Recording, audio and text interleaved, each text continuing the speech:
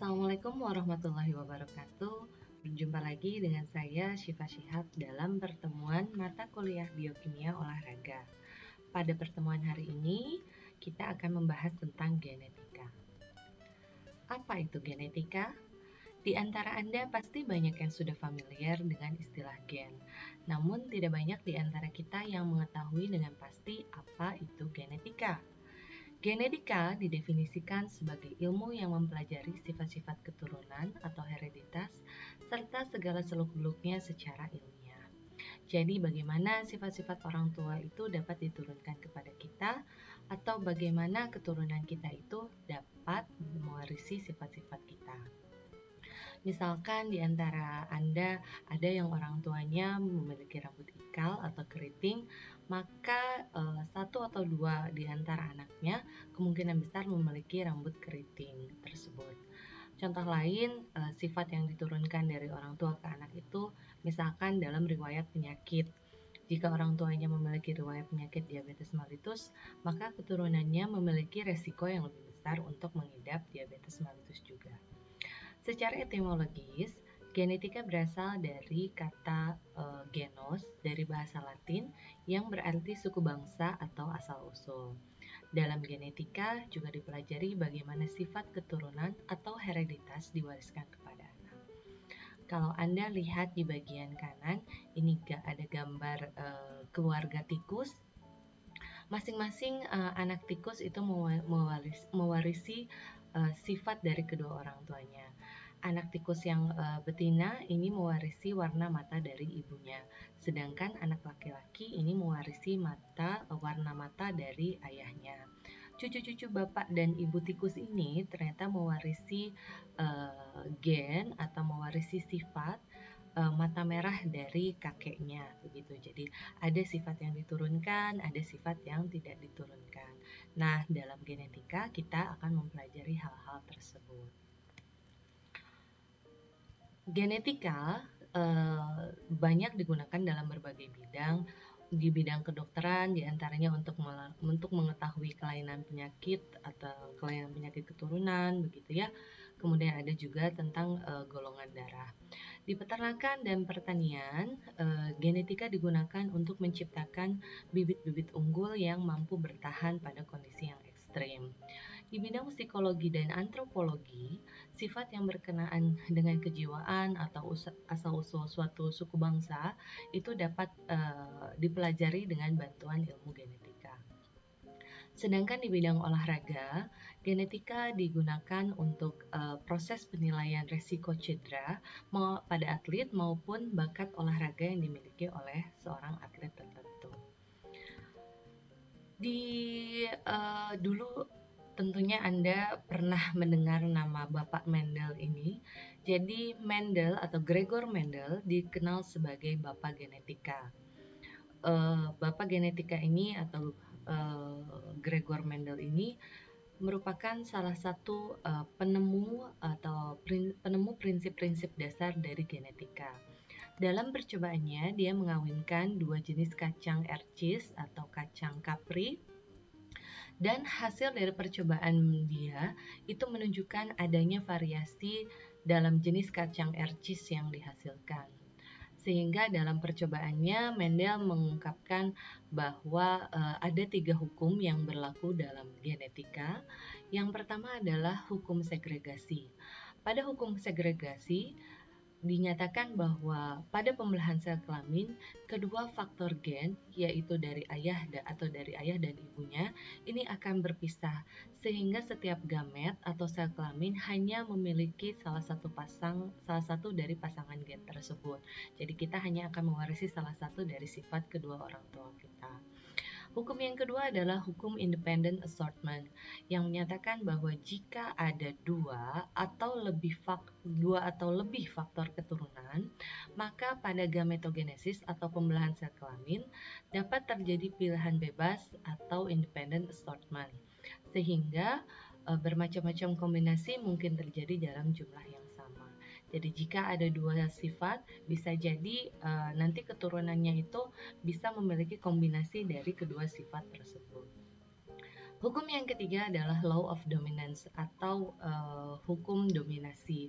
Jadi bahwa dalam genetika itu ada sifat-sifat yang bersifat dominan begitu, atau jenis-jenis sifat yang sifatnya dominan, dan ada juga sifat yang bersifat resesif begitu, gen yang bersifat resesif. Nah, hukum Mendel sendiri ini merupakan salah satu pelopor dalam dunia genetika. Dalam perjalanannya, perkembangan genetika mengalami kemajuan yang sangat cepat. Di antaranya melalui penemuan struktur DNA dan RNA oleh kedua ilmuwan Watson dan Crick pada tahun 1953. Watson dan Crick adalah dua ilmuwan ternama dari Universitas Chicago and Cambridge di Amerika, yang keduanya ini menemukan struktur DNA yang berbentuk double helix. Jadi ada DNA, ada RNA. DNA di dalam tubuh manusia itu terdapat dua jenis nukleotida. Yang pertama adalah DNA, yang kedua adalah RNA. DNA dikenal juga dengan deoksiribonucleic acid atau asam ribonukleat, sedangkan RNA ini adalah ribonucleic acid atau asam ribonukleat. Nah, kedua jenis nukleotida ini dia memiliki susunan basa. Dulu Anda pernah pasti mendengar yang namanya adenin, sitosin, guanin, begitu ya. Nah, ada beberapa jenis basa di dalam DNA dan RNA. Di dalam DNA, jenis-jenis basanya itu ada 4. Yang pertama sitosin yang dilambangkan dengan huruf C, yang kedua adalah guanin yang dilambangkan dengan huruf G, yang ketiga adalah adenin dilambangkan dengan huruf A, dan yang keempat adalah timin atau dilambangkan dengan huruf T. Itu yang terdapat pada DNA. Nah, sedangkan pada RNA, jenis basanya ini sama, ada sitosin, guanin, adenin. Namun, basa keempat itu digantikan dari timin menjadi urasil. Nah, kombinasi antara keempat jenis basa ini yang merupakan penyusun utama dalam susunan DNA di dalam tubuh manusia atau di dalam tubuh suatu organisme. Perkembangan genetika sendiri itu berlangsung sangat cepat begitu, dimulai pada Gregor Mendel pada tahun 1822 sampai 1884 di Gregor dengan penemuan kacang ercisnya begitu ya, melakukan percobaan dengan kacang ercis. Kemudian pada tahun 1861 sampai 1926 W. Bateson dia membuat percobaan, tapi ini pada binatang gitu ya, untuk membuktikan bahwa yang dilakukan Mendel pada tanaman itu juga berlaku prinsip-prinsipnya pada hewan. Nah, pada tahun 1953 model DNA atau struktur DNA itu diperkenalkan oleh Watson dan Crick dan disempurnakan oleh MHF Wilkins pada tahun 1961. Perkembangan yang paling besar dalam bidang genetika itu ditempuh dalam waktu 23 tahun pada tahun 1990 sampai 2013, yaitu dengan terpetakannya seluruh urutan gen dalam tubuh manusia melalui Human Genome Project. Nah, Human Genome Project ini dia merupakan program kolaborasi internasional yang memetakan seluruh genom manusia. Jadi di dalam tubuh manusia ini terdapat banyak gen, dan keseluruhan gen yang terdapat dalam manusia itu disebut dengan genom. Dalam manusia sendiri itu diperkirakan terdapat 20 sampai 25 ribu gen.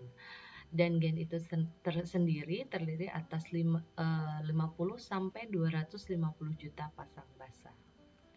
Nah, bagaimana sih gen ini bisa menentukan sifat, menentukan penampilan, menentukan penampilan fisik seseorang atau sifat seseorang gitu ya. Kita akan lihat contoh yang paling sederhana. Di sini ada gambar antara Barack Obama dengan seorang wanita. Begitu, jika kita lihat gambar tersebut, keduanya memiliki penampilan yang sangat berbeda. Namun dalam pernyataannya, my DNA is 99.9% the same of Barack Obama. Jadi DNA wanita ini 99,9% sama dengan Barack Obama. Katanya sama, tapi kok bisa beda banget gitu ya. Kita lihat perbedaan-perbedaan yang mendasar dari kedua individu ini. Yang pertama adalah jenis kelamin tentunya. Jadi yang satu jenis kelaminnya laki-laki dan yang satu lagi perempuan. Yang perbedaan kedua adalah perbedaan etnis. Barack Obama memiliki etnis Afro-Amerika, sedangkan wanita ini memiliki ras Kaukasia. Perbedaan lain yang bisa kita lihat antara lain adalah warna kulit, jenis rambut, dan warna mata. Jika disebutkan dalam gambar bahwa keduanya memiliki kemiripan gen hingga 99,9%, lalu apa sih yang menjadikan keduanya menjadi begitu berbeda? Katanya gen itu menentukan sifat, begitu ya. Nah, ternyata perbedaan tersebut ditentukan oleh genotip atau susunan gen. Perbedaan genotip menghasilkan perbedaan sifat yang tampak secara kasat mata. Saya ulangi, perbedaan genotip menghasilkan perbedaan sifat yang tampak secara kasat mata, seperti perbedaan jenis kelamin, jenis rambut, warna kulit, warna mata, dan lain-lain. Jadi yang tampak sama kita itu adalah fenotipnya. Kita lihat lebih dalam. Genotip tadi adalah susunan gen yang menentukan sifat dasar suatu makhluk hidup dan bersifat tetap. Genotip ditulis dalam simbol huruf. Jadi gen atau genotip itu ditulis dalam simbol huruf. Genotip ditulis dengan 2 huruf karena dikendalikan oleh alel atau sepasang gen. Untuk sifat-sifat yang dominan itu dilambangkan dengan huruf kapital. Sedangkan untuk sifat-sifat yang resesif itu dilambangkan dengan huruf kecil. Kita lihat di gambar sebelah kanan, ini ada contoh warna mata. Ayahnya memiliki warna mata kombinasi B kecil dan B besar, sedangkan ibunya B besar dan B kecil. Jika keduanya menikah, maka kemungkinan anak yang dihasilkan, anak yang diperoleh itu akan ada 4 kemungkinan. Ada kemungkinannya itu genotipnya itu B besar, B besar, B besar, B kecil, itu 2 kali, B besar, B kecilnya 2 kali, dan B kecil, B kecil. Kenapa hal ini bisa timbul? Karena tadi ada perbedaan genotipnya. Genotipnya kalau kita lihat di sini kan B besar itu dia bersifat dominan. Maka kemungkinan besar jika kedua orang ibu dan ayah ini menikah, maka 75% 75% kemungkinan itu anaknya akan memiliki warna mata coklat begitu dibandingkan kalau anak yang bermata biru itu kemungkinannya hanya 25%. Warna mata itu bisa sama, ini coklat, tapi genotipnya bisa berbeda. Bisa B besar, B besar, B besar, B kecil, atau B besar, B kecil. Gitu. Lalu tadi apa sih yang dimaksud dengan fenotip? Fenotip adalah sifat yang tampak pada suatu individu dan dapat diamati dengan panca indera. Jadi fenotip adalah sifat yang tampak. Gen yang menentukannya disebut genotip. Begitu. Contohnya fenotip itu apa sih gitu ya?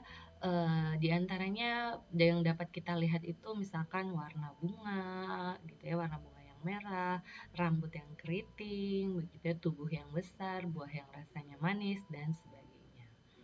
Fenotip sendiri merupakan perpaduan dari genotip dan faktor lingkungan. Sehingga suatu individu dengan fenotip sama belum tentu mempunyai genotip yang sama. Saya ulangi, suatu individu dengan fenotip yang sama belum tentu mempunyai genotip yang sama. Kita lihat gambar di sebelah kanan. Fenotipnya ada 3 buah kacang Fenotip yang pertama dan kedua itu sama. Yang ketiga ini jelas berbeda. Yang dua ini dia hijau, bulat mulus gitu ya. Sedangkan yang ketiga ini yang paling kanan dia fenotipnya adalah kisut gitu ya, kisut atau mengkerut. Nah, jika kita lihat genotipnya, maka yang bulat hijau mulus ini, dia yang satu memiliki genotip S besar, dan yang satu lagi S besar S kecil. Jadi ketika penampakan luarnya itu sama, belum tentu genotipnya itu sama. Sedangkan kalau yang ini itu pasti berbeda karena sifatnya, karena genotipnya itu S kecil S kecil. Oke.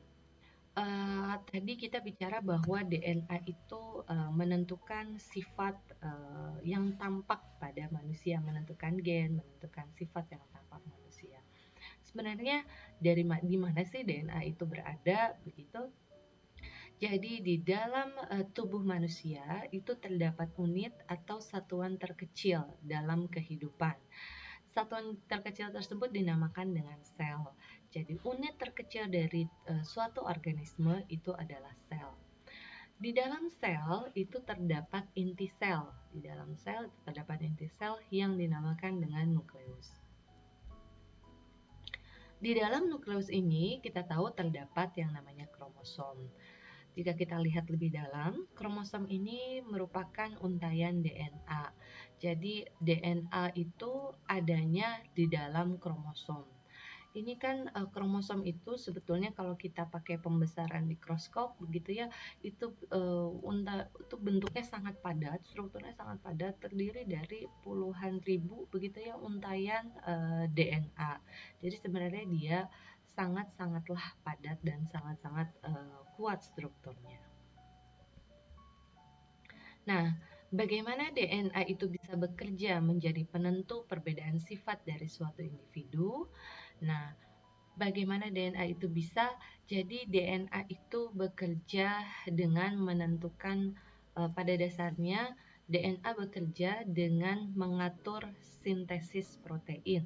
DNA bekerja dengan cara mengatur produksi atau pembuatan sebuah protein. Protein sendiri itu kan sangat banyak sekali terdapat dalam tubuh kita, dan protein itu memiliki sifat fungsional. Artinya dia berfungsi untuk melakukan segala metabolisme yang ada di dalam tubuh kita. Dalam pertemuan sebelumnya saya sudah menyebutkan bahwa fungsi protein itu sangat banyak sekali, mulai dari struktur, mulai dari enzim gitu ya, kemudian antibodi, hormon, molekul sinyal gitu ya. Kan banyak sekali ya protein itu fungsinya. Nah, untuk yang menentukan fungsi protein ini ternyata dimulai dari DNA. DNA itu bekerja dengan cara dengan 3 tahapan. Yang pertama adalah tahapan replikasi, yang kedua adalah transkripsi, dan yang ketiga adalah translasi. Melalui ketiga tahapan ini, DNA akan bisa membuat sebuah protein. Melalui tahapan replikasi, transkripsi, dan translasi, DNA ini dapat menentukan sifat atau menentukan produksi suatu protein. Nah, tadi kan produksi protein. Itu produksi protein dalam tubuh kita itu kan sangat banyak. Ini saya ambil contoh perubahan bagaimana kalau proses pembuatan protein itu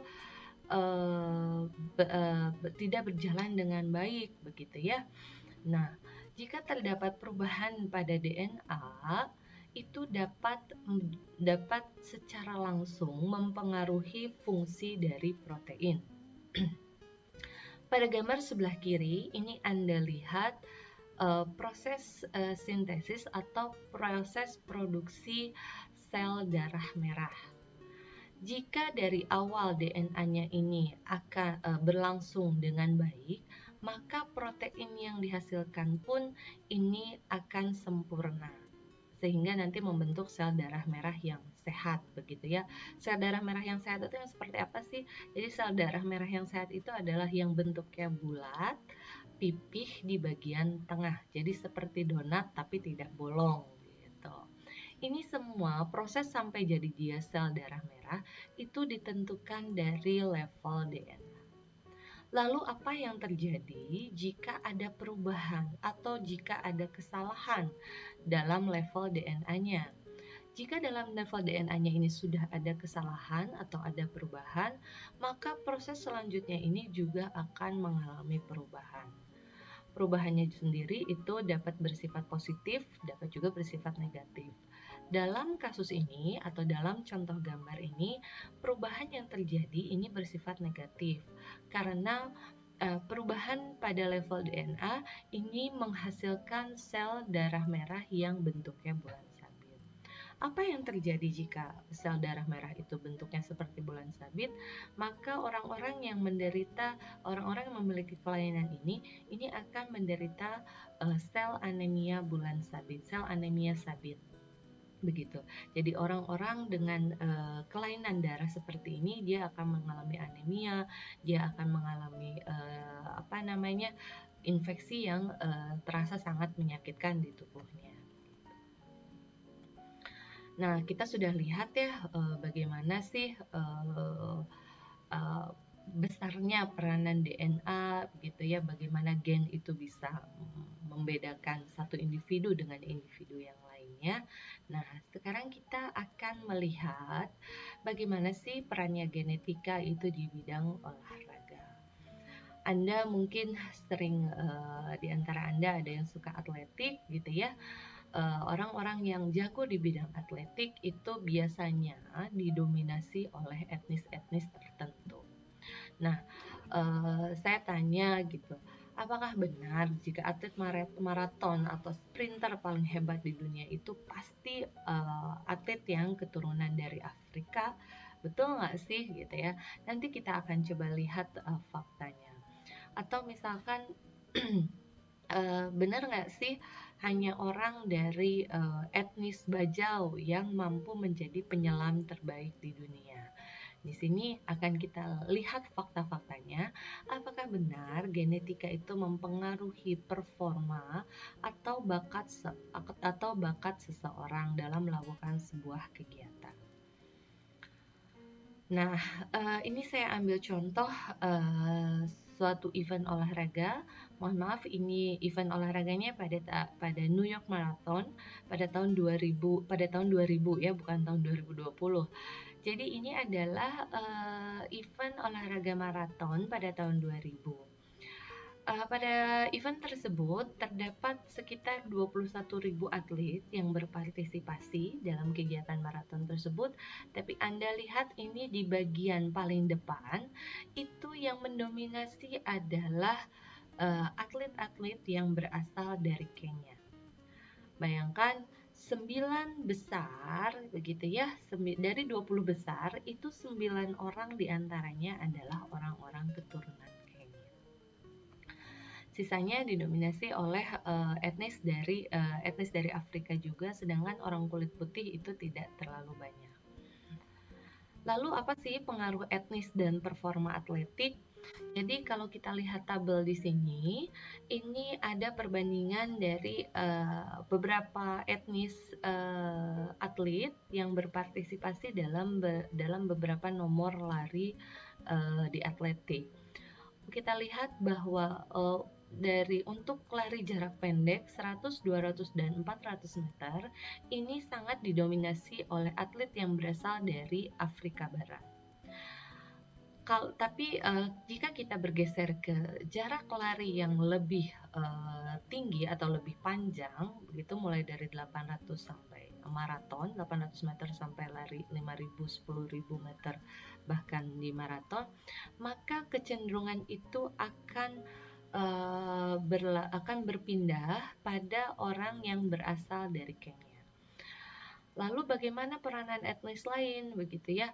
Etnis kulit putih itu hanya sangat kecil presentasinya pada cabang olahraga jarak dekat begitu ya, nomor pendek.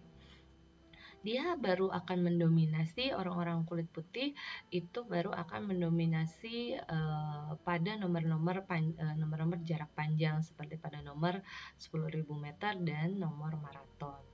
Sedangkan etnis lain itu tetap bahwa yang kebangsaan etnis Afrika lain ini pada nomor-nomor jarak jauh ini didominasi tetap oleh orang Afrika, tapi lebih spesifik itu kepada orang Kenya. Jadi memang ada dominasi-dominasi tertentu untuk setiap nomor gitu ya. Untuk setiap nomor itu pasti akan dimenangkan atau pasti akan didominasi oleh atlet dari negara tertentu. Lalu betul nggak sih itu dipengaruhi secara genetika begitu? Nah, ternyata setelah dilihat lebih dalam, ini memang ada teori yang menyebutkan, ada penelitian yang mengkaji bahwa pada orang kulit hitam, pusat masanya itu berada 3% lebih tinggi dibandingkan dengan orang kulit putih. Jadi dengan pusat massa yang lebih tinggi 3%, kalau ini kita lihat di gambar sini, ini pusat massanya ada di tengah, ini orang kulit putih. Nah, orang kulit hitam itu memiliki pusat massa yang lebih tinggi. Dengan pusat massa tubuh yang lebih tinggi, itu orang kulit hitam akan memiliki kecepatan 1,5% lebih tinggi dibandingkan orang kulit putih saat berlari. Nah, tapi ini menguntungkan untuk cabang olahraga lari begitu ya. Tapi pusat massa yang lebih rendah ini pada orang kulit putih itu justru akan menguntungkan bagi dia jika dia menggeluti cabang olahraga lainnya. Contohnya di sini adalah berenang. Orang kulit putih memiliki kecepatan 1,5 kali lebih tinggi dibandingkan orang kulit hitam saat berenang, karena center of mass atau pusat massanya itu berada lebih rendah. Jadi dengan kondisi tubuh yang berbeda tersebut, maka ada kecenderungan bahwa ada jenis-jenis cabang olahraga yang di bidang olahraga ini dia akan lebih unggul. Kalau orang kulit putih di cabang olahraga ini dia akan lebih unggul. Orang kulit hitam di cabang olahraga ini yang akan lebih unggul gitu. Jadi ada preferensi cabang olahraga.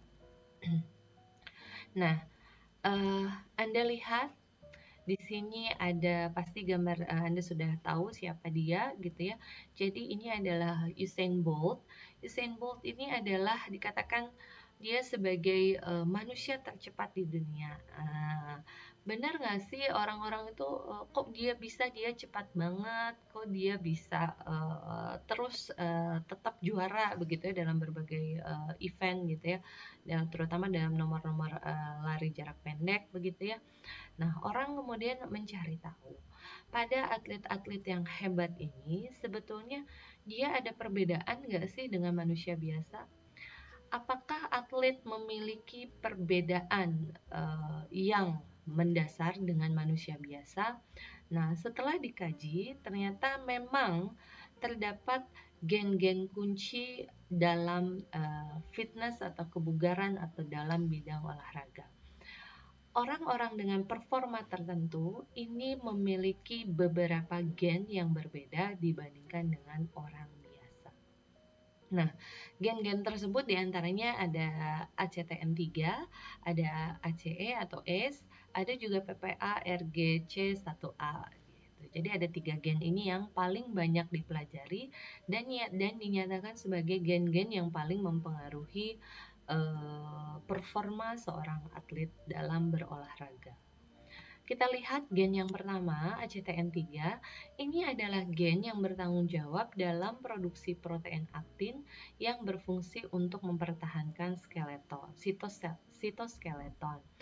Orang yang memiliki gen ACTN3 ini dalam jumlah tinggi, ini akan memiliki struktur sel gitu ya, struktur sel yang lebih kuat sehingga mampu untuk menghasilkan kontraksi otot yang kuat.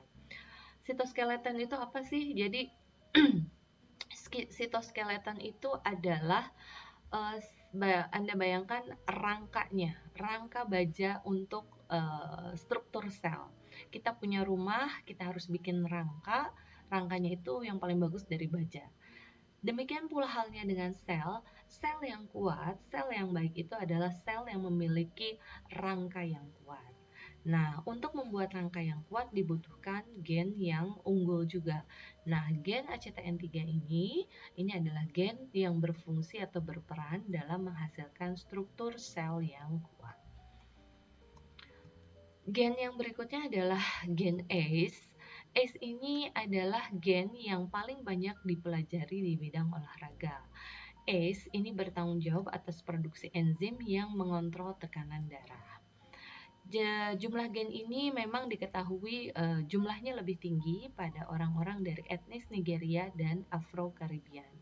Implikasi dari orang-orang yang memiliki gen ACE ini lebih tinggi adalah mereka memiliki kekuatan dan daya tahan yang lebih baik. Orang-orang yang memiliki gen ACE1 itu diketahui memiliki VO2 max yang lebih tinggi, memiliki efisiensi kerja aerobik yang lebih baik, dia tidak mudah lelah begitu atau fatigue resistance, dan memiliki kapasitas jantung atau cardiac output yang lebih besar. Jadi memang gen ini adalah yang sampai sekarang ini adalah gen yang paling banyak dipelajari dalam mendukung performa seorang atlet gitu ya. Jadi orang banyak ngotak-ngatik gen ini. Gen yang selanjutnya adalah gen PPARGC1A. Jadi gen ini adalah gen yang bertanggung jawab dalam pengaturan metabolisme sel. Bagaimana dia mengatur metabolismenya? Jadi gen ini adalah gen kunci dalam proses biogenesis mitokondria. Apa sih mitokondria? Tentunya Anda sudah pernah mendengar apa itu mitokondria. Jadi mitokondria itu adalah tempat produksi energi, pabriknya energi untuk sel kita. Kalau kita beraktivitas dalam skala yang cukup besar, artinya kita aktivitasnya tinggi, tentunya kita akan membutuhkan energi yang lebih banyak atau lebih besar. Jika kapasitas produksi energi di tubuh kita hanya pada batasan tertentu, tentunya kita akan menjadi kekurangan energi dan tidak dapat melakukan aktivitas dalam skala yang lebih besar gitu ya. Aktivitas tinggi itu nggak bisa kalau sumber energinya hanya terbatas. Nah, orang-orang yang memiliki gen PPARG C1A ini, dia itu memiliki kemampuan untuk memproduksi atau membuat mitokondria baru melalui proses yang namanya biogenesis. Kalau proses produksi mitokondrianya banyak, tentunya artinya dihasilkan pabrik-pabrik energi yang lebih banyak.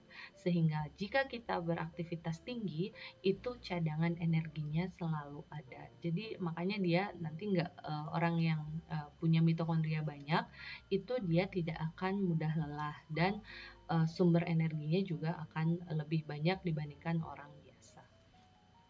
Nah, kita sudah bahas ini tentang beberapa gen yang berperan dalam performa atlet begitu atau dalam fitness, dalam kebugaran.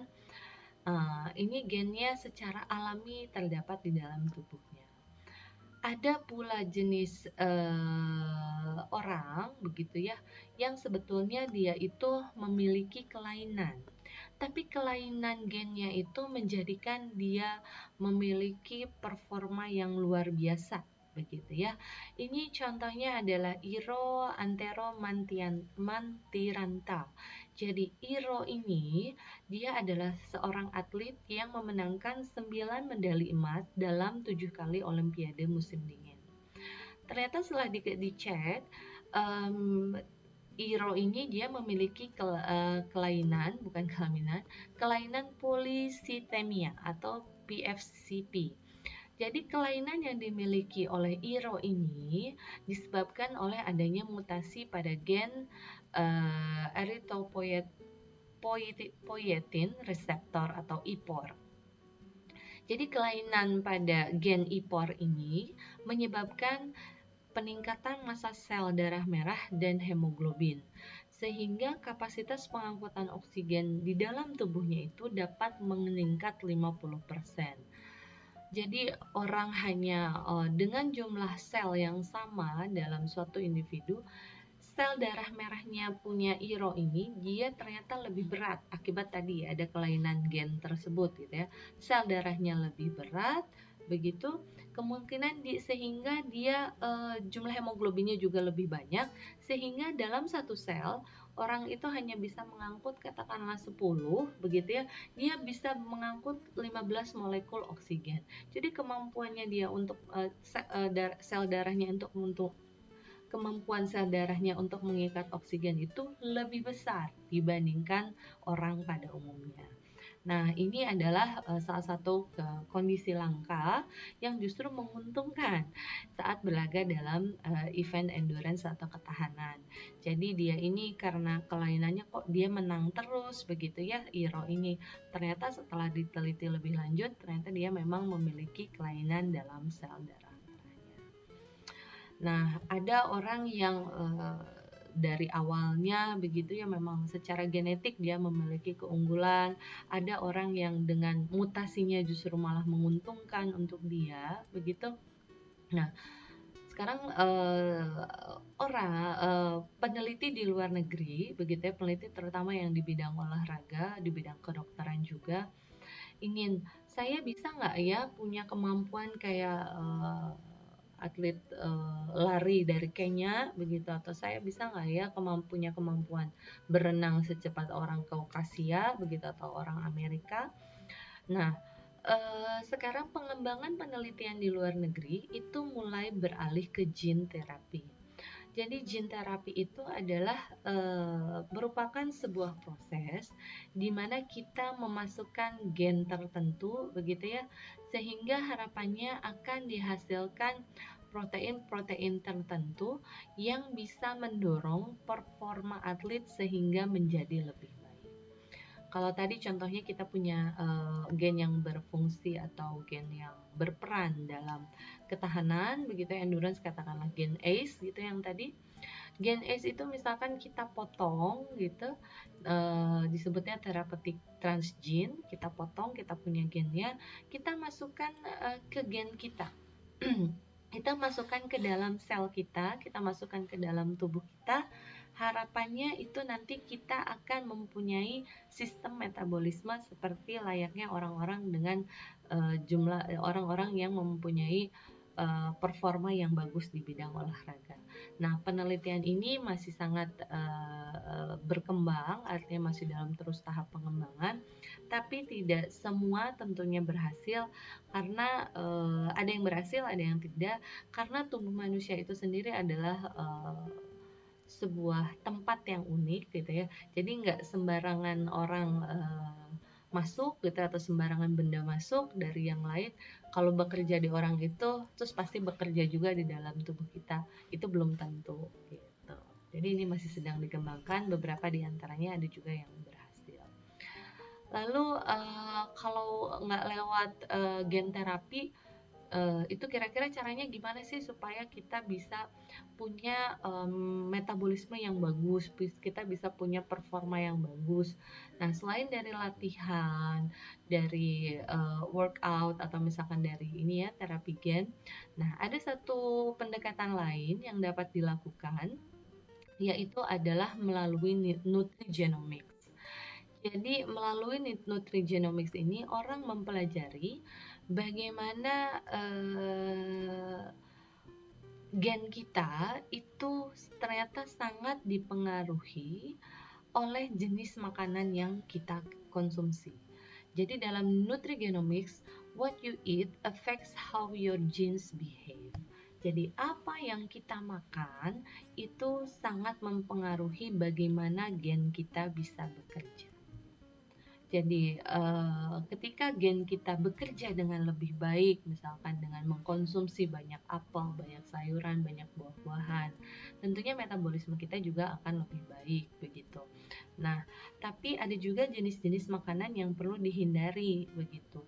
Tidak semua jenis makanan itu cocok untuk satu orang, belum cocok untuk satu orang, belum tentu cocok untuk orang yang lainnya. Jadi ketika kan Anda mungkin pernah mendengar ada itu yang namanya diet golongan darah gitu ya.